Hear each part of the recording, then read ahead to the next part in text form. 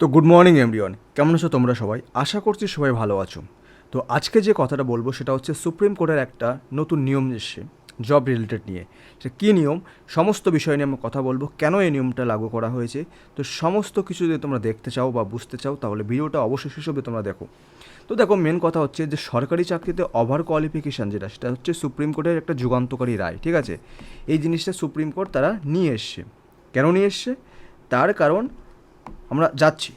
দেখো, মেন কথা হচ্ছে যে সমস্যার মূল কথায় যে যোগ্যতার চরম ভার্সনীয়তা তোমাদের এখানে মেন চলে আসছে।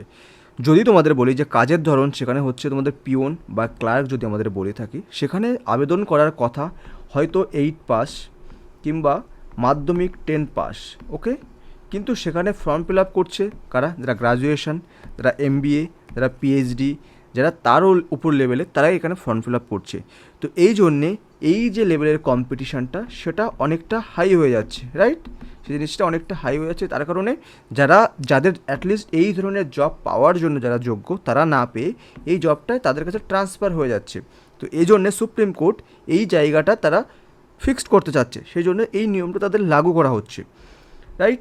দেখো, right people to right job, যেমন কি আছে যে পদের চাহিদা এবং নির্দিষ্ট চাহিদা এবং প্রার্থীর শিক্ষাগত যোগ্যতা যখন ম্যাচ করছে, তখন সেটাকে আমরা right people to right job বলতে পারি। কিছুটা অর্থে ভালো এবং কিছুটা অর্থে খারাপ। ভালো কোনো অর্থে যে যাদেরকে এই জবের জন্য পাওয়ার কথা তারাই অ্যাটলিস্ট পাচ্ছে, এবং খারাপ কোথায় যে এই যে ছেলেটা এমবিএ করেছে, এই যে ছেলেটা গ্র্যাজুয়েশন করেছে, সে যখন অন্য জবে অ্যাপ্লাই করে সে পাচ্ছে না, সেক্ষেত্রে সে এই জব যদি সে অ্যাপ্লাই করে সে কমপ্লিট হয়ে যায়, তাহলে এখানেও প্রবলেমের কিছু নেই, কম্পিটিশান বাড়লেও কোনো ক্ষতির কিছু নেই। কিন্তু এই যে লাইনটার জন্য, যে right people to right job, এই কাজের এই লাইনটার জন্য মেনলি আমাদের এই সুপ্রিম কোর্টের রায়টা এখানে লাগু করা হয়েছে। ঠিক আছে, এবার নিয়মের পরিবর্তন। আগে কী ছিল? দেখো, পুরনো নিয়ম ছিল যে মিনিমাম কোয়ালিফিকেশান দেখা হতো, রাইট? যদি 8 পাস মিনিমাম, তাহলে কোনো প্রবলেম নেই। আর যেখানে তুমি আপার লেভেল তুমি যতটা হোক তুমি অ্যাপ্লাই করতে পারবে। ঠিক আছে, যেমন উচ্চতার ডিগ্রিধারী গ্রাজুয়েট, এমবিএ প্রার্থীরা নিম্ন পদের জন্য আবেদন করতে পারতেন। নতুন নিয়ম কি? যে ম্যাক্সিমাম কোয়ালিফিকেশান লেখা থাকবে।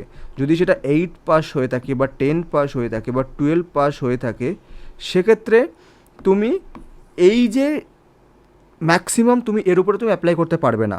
নির্দিষ্ট সীমার বেশি যোগ্যতার থাকলে আবেদন সরাসরি বাতিল করা হবে, এবং ডকুমেন্ট যখন ভেরিফিকেশন করা হবে তখন সব জিনিসটাই এখানে ভেরিফিকেশন করা হবে। ব্যাঙ্কিং ও সরকারি চাকরির এর প্রভাব কী আছে? দেখো, বিজ্ঞপ্তি বিশ্লেষণ কি, যে আবেদন করে আগে অফিসিয়াল নোটিফিকেশান তোমরা একটু ভালোভাবে দেখে নেবে, সেখানে ম্যাক্সিমাম কথাটা লেখা আছে কিনা। ঠিক আছে, ম্যাক্সিমাম কথাটা লেখা আছে কিনা, এবং সর্বস্ব সীমায় যাচাই কি, যে এই যে শর্তটা সেটা তোমরা নিশ্চিত এবং অনিশ্চিত তোমরা করে নেবে, রাইট? এবং আপনার শিক্ষাগত যোগ্যতার সাথে হুবহু মিল যায় এমন পদে আবেদন করো। দেখো, যে মেন দুটো জিনিস এখানে তোমাদের আপডেট হচ্ছে, দুটো পয়েন্ট। কী কী পয়েন্ট? ফার্স্ট পয়েন্ট হচ্ছে যে মিনিমাম কোয়ালিফিকেশান একটা, ঠিক আছে, আর একটা কি ম্যাক্সিমাম কোয়ালিফিকেশান, রাইট? তো ম্যাক্সিমাম কোয়ালিফিকেশান মিনিমাম কোয়ালিফিকেশানের পার্থক্য হচ্ছে, মিনিমাম যদি তুমি এখানে তুমি লেখা থাকে, তাহলে যদি 8 পাস অ্যাজ এ মিনিমাম, তাহলে এর নিচে তুমি অ্যাপ্লাই করতে পারবে না, রাইট? এর নিচে তুমি অ্যাপ্লাই করতে পারবে না। আর যদি এখানে লেখা থাকে 8 পাস ম্যাক্সিমাম, ওকে, তাহলে তুমি এই 8 পাসের উপরে তুমি অ্যাপ্লাই করতে পারবে না। যদি তুমি এখানে 10 পাস হয়ে যাও, তাহলে তুমি এখানে অ্যাপ্লাই করতে পারবে না। এটাই হচ্ছে সিম্পল একটা রুলস সুপ্রিম কোর্ট নিয়ে এসছে। ঠিক আছে, তো এবার থেকে যখন তুমি জব অ্যাপ্লাই করছো, এটা মাস্ট তোমরা একটু ভেরিফাই করে নেবে।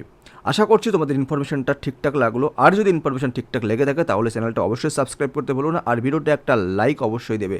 Thank you everyone for watching video.